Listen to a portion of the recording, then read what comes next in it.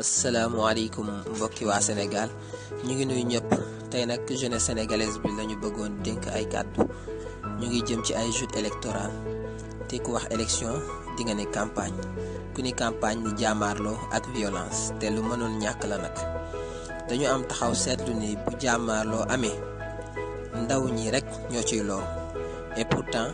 am na ñu leen ca jiite ñu leen di woowee leader politique ñoom ñooy influencer ndaw ñi ci lu ni mel ndaw ñi di jaamaarloog takk der yi léeg-léeg ñoom leader politique yi dañuy mel nañu ca nekk ci seen biir waaye stratégie la rek pour gëmloo population bi ne ñoom ñoo jiite yëf yi bu yëf yi tàngee nag ñu taal ndànk seeni ay woto ñibbi seeni kër wala sax ñu fexe takk der yi teg leen loxo yóbbu leen commissariat xam ngeen ne au commissariat ils sont en sécurité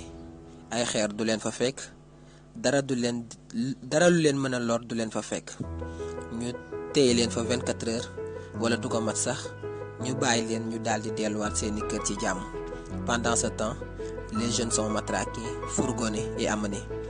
nañu leen yeewu te def suñuy carte mu doon suñuy ngànnaay bu voté jotee ñu dem ca mbañ gàcce ya sàndil ko ku ñu doy te delluwaat kër ga xaar résultat ya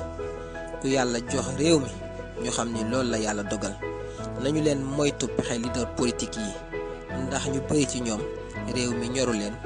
waaye nguur rek moo leen soxal.